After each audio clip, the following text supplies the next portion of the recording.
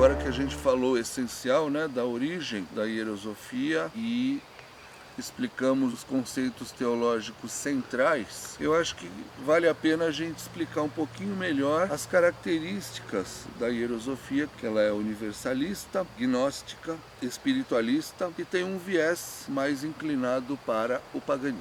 Então vamos explicar de forma bem simples, porque isso aqui não é uma aula de teologia nem de ciências da religião, é apenas uma explicação que eu espero que todo mundo entenda. De uma forma bem simplificada, o universalismo é aquela tendência que algumas religiões apresentam de aceitar que todas as outras religiões fazem parte desse mesmo contexto, que todas as religiões trazem alguma coisa boa para o mundo, todas as religiões têm a sua importância, não existe a religião perfeita para toda a humanidade, todas as religiões têm o seu espaço, todas as religiões são necessárias e todas as religiões trazem, no nosso entender, um pouco da verdade sobre o sagrado aqui para o mundo. Porque nenhum ser humano consegue entender o sagrado na sua plenitude.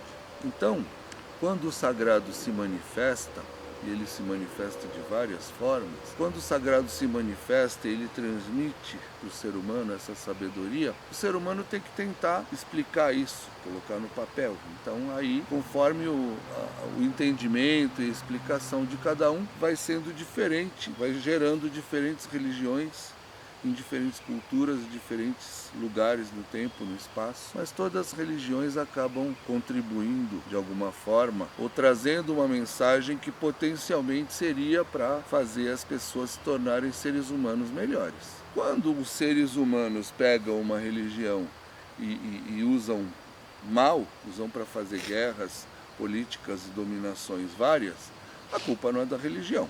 Se um serial killer usa um bisturi para matar pessoas, a culpa não é do bisturi. O bisturi foi feito para um cirurgião salvar vidas. Né? Um bisturi, um martelo. O martelo foi feito para um carpinteiro fazer móveis, consertar coisas. Aí chega um maluco e agride pessoas com o martelo. A culpa não é do martelo. Então a religião ela é dada ao mundo para benefício da humanidade, para benefício das pessoas.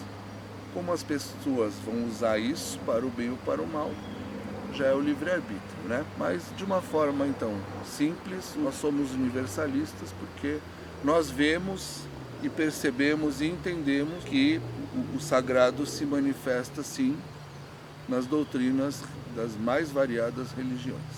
A gente procura conhecer, pelo menos, as principais religiões e filosofias da humanidade, porque todas nos agregam algo de bom. Então a gente procura aprender e absorver, mas nunca como colcha de retalhos, nunca como bricolagem, como salada mista.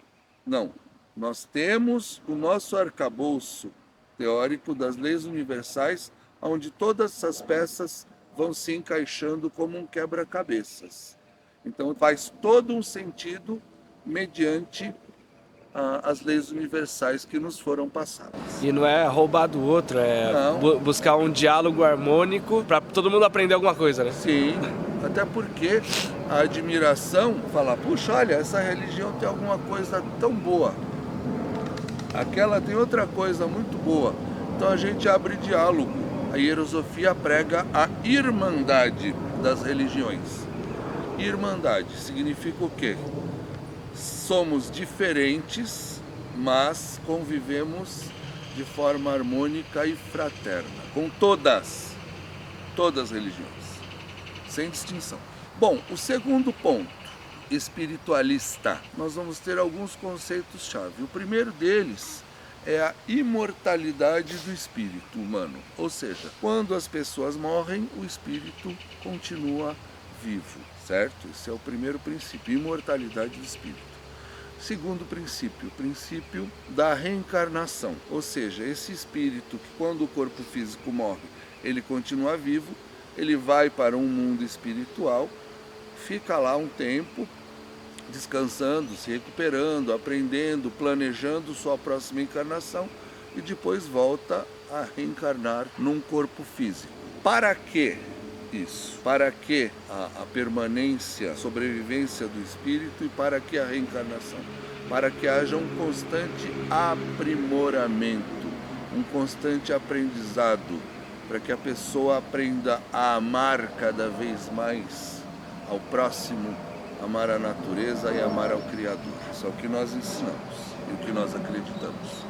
Então, a reencarnação é um princípio. A evolução, acabei de explicar, a cada reencarnação a pessoa vai aprender através dos seus acertos e também através dos seus erros.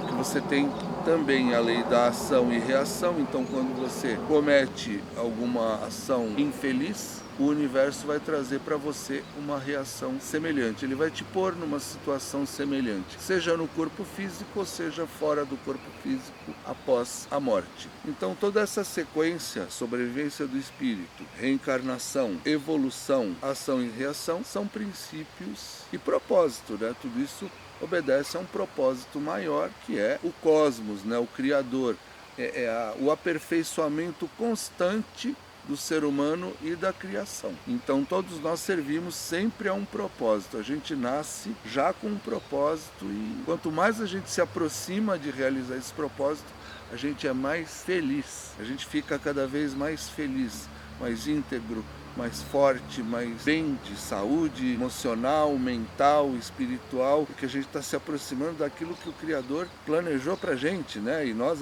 também quisemos, nós e o Criador somos um também. Então a gente vai se aproximando dessa verdade, vai descobrindo, que a gente chama isso de potencial divino, descobrir e expressar seu potencial divino nesse mundo. Por isso nós somos espiritualistas.